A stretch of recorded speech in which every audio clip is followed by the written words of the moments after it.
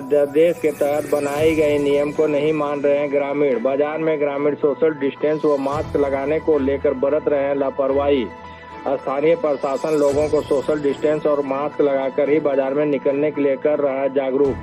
एक और सरकार से लेकर स्थानीय प्रशासन लोगों को सोशल डिस्टेंस और मास्क लगाकर ही बाजार में निकलने के लिए जागरूक कर, लेकिन इसका असर ग्रामीणों में होता नहीं दिख रहा है। वन विभाग ने ग्रामीणों के बीच बांटे टॉर्च। मौजूद थे स्थानीय विधायक। हाटगमरिया वन क्षेत्र के गांवों में जंगली हाथियों के आतंक से छुटकारा पाने के लिए वन विभाग की ओर से शुरू की गई पहल। हाटगमरिया वन क्षेत्र के गांवों में जंगली हाथियों के आतंक से छुटकारा पाने के लिए वन विभाग की ओर से पहल शुरू कर दी गई है।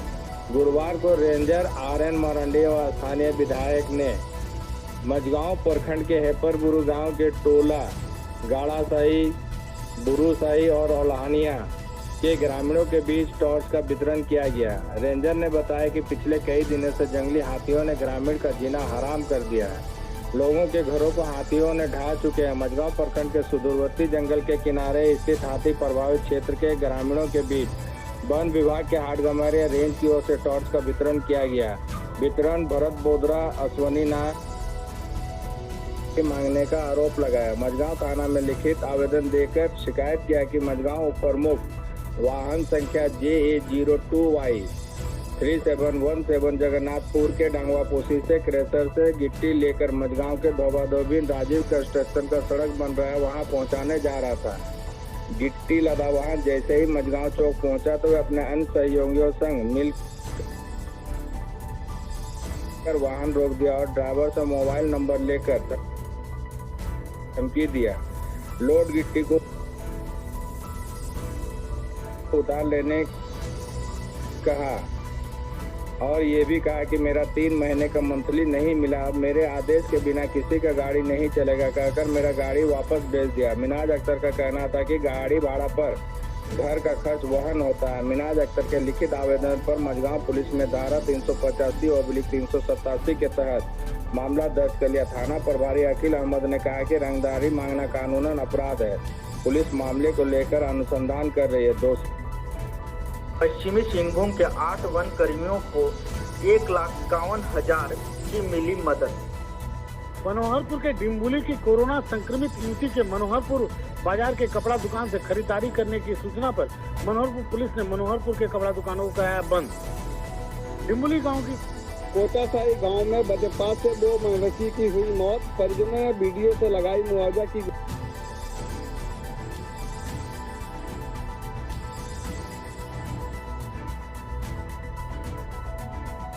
गुहार।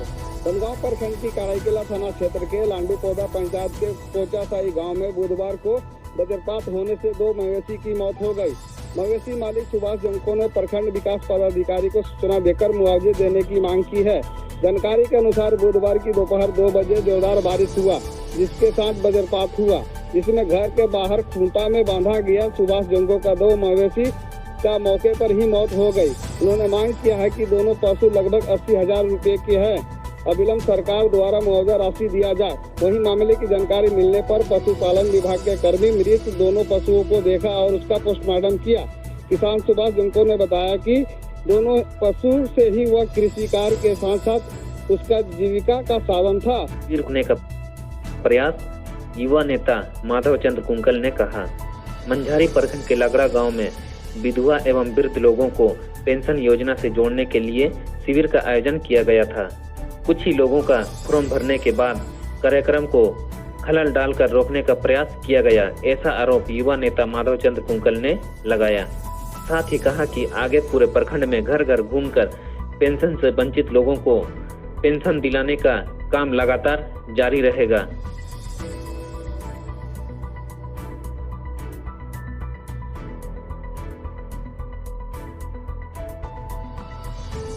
प्रखंड विकास पदाधिकारी झिकपानी के द्वारा बिरसा हरित ग्राम योजना के तहत किया गया निरीक्षण। आज झिकपानी वीडियो श्री प्रभात रंजन चौधरी के द्वारा असुरा और नयागांव पंचायत के तहत बिरसा हरित ग्राम योजना के काम चल रहे स्थान का निरीक्षण किया गया। निरीक्षण के क्रम में पंचायत सेवक तथा रोजगार सेवक भी थे मौजूद। निरीक्षण के क्रम में वीडियो ने किसानों के द्वारा किए जा रहे पक्के सेसिंग की जांच की तथा किसानों को निर्देश दिया गया कि शीघ्र ही गड्ढों को भरने के कार्य को पूर्ण किया जाए। आकाशीय बिजली की चपेट में आने से 2 बकरी की हुई मौत, मवेशी चरा रहे मालिक सुरक्षित। झारवेड़ा पंचायत अंतर्गत सिधुआ के टोपनो टोला की 2 बकरियों की मौत आकाशीय बिजली गिरने से हो गई। बिजली गिरने पूर्व बकरी मालिक अजीत टोपनो सुरक्षित स्थान पर पहुंच गए थे। अजीत टोपनो ने बताया कि वे पालतू मवेशियों को जंगल में चरा रहे थे। उसी समय बारिश होने लगी। बारिश से बचने के लिए वे सुरक्षित स्थान पर चले गए। बारिश के कारण मवेशी पेड़ों की नर्सिंग होम के संचालक गौरी शंकर महतो के खिलाफ चक्रधरपुर थाना में मामला दर्ज। चक्रधरपुर प्रखंड के गोपीनाथपुर गांव निवासी कल्पना महतो के पति कुश महतो द्वारा चक्रधरपुर थाना में सूर्या नर्सिंग होम के संचालक गौरी शंकर महतो के खिलाफ मामला दर्ज कराया गया है। चक्रधरपुर थाना में पुष्टि करते हुए थाना प्रभारी प्रवीण कुमार ने इसकी जानकारी दी। उन्होंने बताया कि इलाज में लापरवाही बरतने के आरोप में मामला दर्ज हुआ है। कल्पना महतो के पति कुश महतो के शिकायत पर पुलिस प्राथमिकी दर्ज कर आगे की कार्रवाई में जुट। चक्रधरपुर विधायक सुखराम उरांव के 2 आवास गार्ड कोरोना पॉजिटिव पाए जाने से दिया बड़ा बयान। कहा प्रशासन की हुई चूक। पिछले मंगलवार को जिले चापाकल नहीं होने के कारण 1 किलोमीटर दूर से महिला लाती है पानी।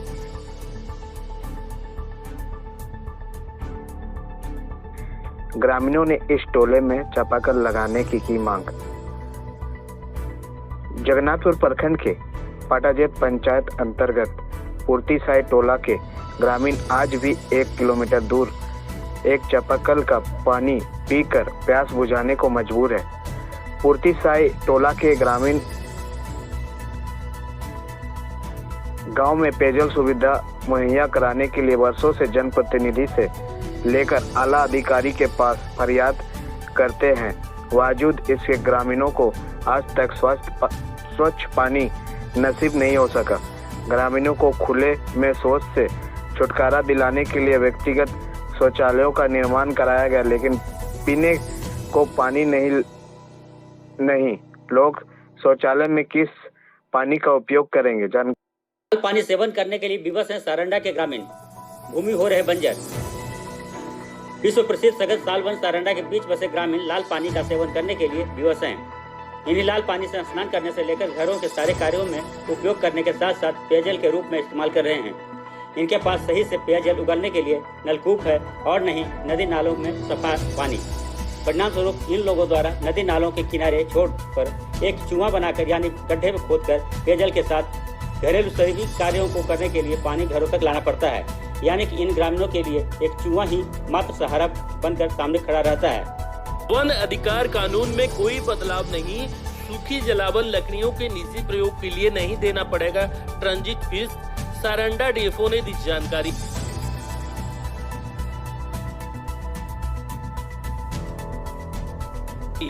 इन दिनों वन अधिकार कानून में सरकार के द्वारा बदलाव करने वाला मैसेज सोशल मीडिया के माध्यम से खूब वायरल हो रहा है। इसमें यह दावा किया जा रहा है वन उपज के प्रयोग तथा जलावन लकड़ियों को इकट्ठा कर निजी उपयोग करने के लिए जंगल में रहने वाले ग्रामीणों को ट्रांजिट फीस देना पड़ेगा तथा वन विभाग को टैक्स नहीं देने की स्थिति में जेल की हवा भी खानी पड़ेगी। इस वायरल मैसेज के चलते वन विभाग के प्रति लोगों में गुस्सा देखे जाने लगा है तथा संशय की स्थिति उत्पन्न हो गई है। इसे लेकर सारंडा डीएफओ रजनीश कुमार ने कहा, वन अधिकार कानून में सरकार के द्वारा कोई बदलाव नहीं किए गए हैं। उन्होंने कहा केवल लकड़ी तथा वन उपजों के अवैध परिवहन पर रोक लगाने के लिए ट्रांजिट फीस लेने के नियम बनाए गए हैं। यानी ग्रामीणों के द्वारा जलावन लकड़ी तथा वन उपजों के निजी प्रयोग करने पर उन्हें किसी प्रकार की शुल्क नहीं देना पड़ेगा। के अंदर हर गांव वाले अपने प्राधिकार के तहत जो जलावन इकट्ठा करते हैं अपने घरेलू उपयोग के लिए करते हैं।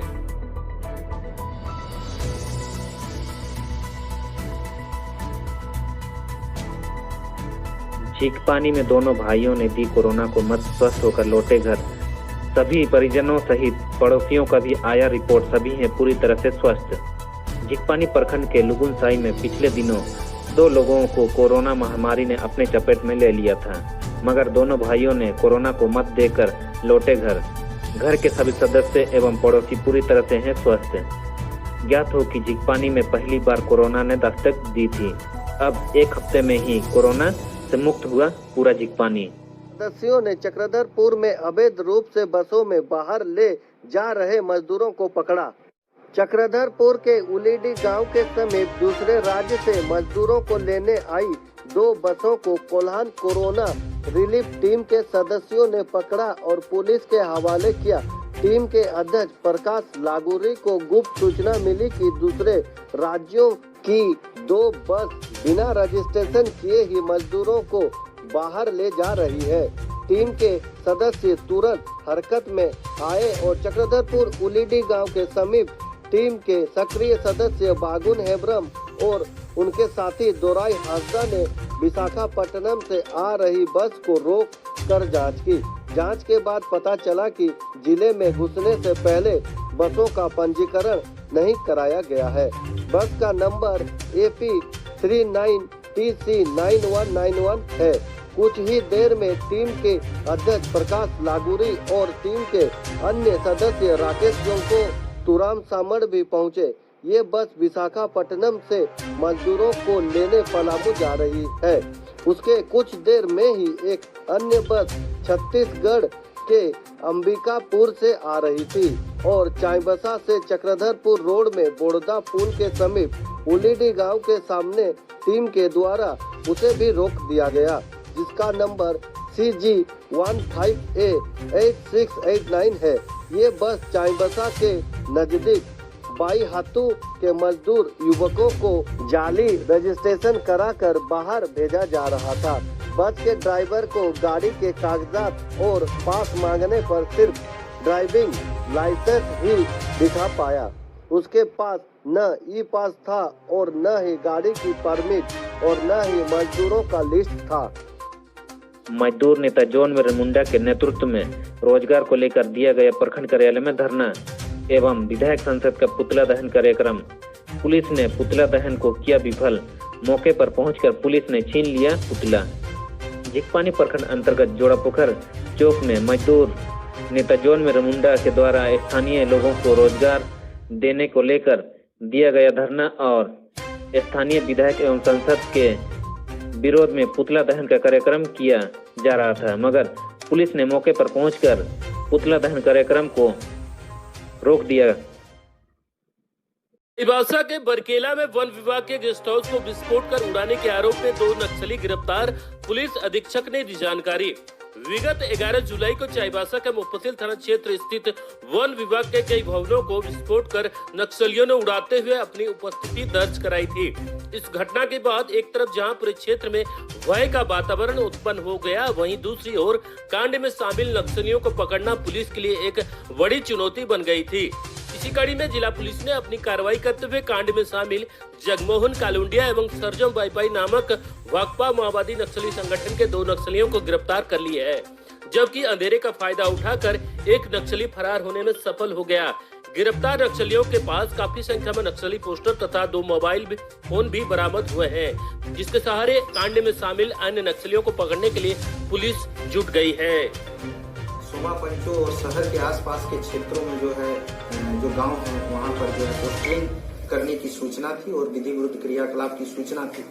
तो इसी संदर्भ में पुलिस की एक टीम बनी और उन्होंने 2 भाकपा माओवादी के सक्रिय सदस्यों को सोमा पंचो के पास से गिरफ्तार किया। वहां पर कुल 3 भाकपा माओवादी के सदस्य थे, जिसमें से 2 गिरफ्तार हुए, एक जो है अंधेरे का फायदा उठाकर भागने में सफल रहा। और ये 2 व्यक्ति जो भाकपा माओवादी के सक्रिय सदस्य के रूप में गिरफ्तार हुए हैं, उसमें एक का नाम है जगमोहन सेवैया, जो कि जलदा मुंडा साई टोला का रहने वाला है, बरकेला क्षेत्र का, और दूसरे का नाम है सरजों बोईपाई, जो कि होयो गुटू बरकेला के ही अंतर्गत में एक गांव है, वहां पर का रहने वाला है। इन दोनों को गिरफ्तार किया गया है और न्यायिक हिरासत में भेजा जा रहा है। इनके पास से जो है 2 झोला मिला है जिसमें प्रिंटेड पोस्टर 46 पीस का हस्तलिखित पत्र था जो इन लोगों ने प्रचार प्रसार के लिए रखा था। इसके अलावा इनके पास से जो है पासबुक, आधार कार्ड, 2 मोबाइल जिसमें काफी महत्वपूर्ण मोबाइल जो है इनका तकनीकी अनुसंधान का और पूरे जो इस कांड का एक महत्वपूर्ण अनुसंधान का एक आधार है उसको हम लोगों ने अभी तक हम लोग इसको एस्टैब्लिश कर पाए हैं। तो एक हीरो होंडा मोटरसाइकिल और एक साइकिल और बैनर, 2 बैनर। तो इन लोगों की ये था कि जो क्रियाकलाप जो आतंकी कृत्य इन्होंने बरकेला में किया था उस आतंकी कृत्य का दहशत जो है सोमा पंचो और आसपास की जो शहर के से सटे हुए जो गांव हैं उन गांवों तक पोस्टरबाजी और बैनर के माध्यम से इन लोग को पहुंचाने का इन लोग का प्लान था। नोआमुंडी हाट परिसर में जमा कचरे हटने से लोगों ने ली राहत की सांस। समूचे इलाके में की गई डीडीटी का छिड़काव। साप्ताहिक हाट परिसर में पिछले कई महीने से कूड़े को डस्टबिन में डाल दिया गया था। बारिश से भीगने के कारण आसपास में बैठकर सब्जी बेचने वाले लोगों के समझ से कूड़े परेशानी का सबब बना हुआ था। इसी को लेकर ग्राहक हाट परिसर गली में जाना छोड़ दिया था। इसकी खबर प्रमुखता से प्रकाशित हुई थी। टाटा स्टील ठेकेदार की नजर प्रसारित खबर पर पड़ते ही डस्टबिन से कूड़े को हटवा दिया। बारिश के मौसम में नली और डस्टबिन में पनपने वाले मच्छरों और कीड़ों से बचने के लिए डीडीटी पाउडर छिड़काव किया गया।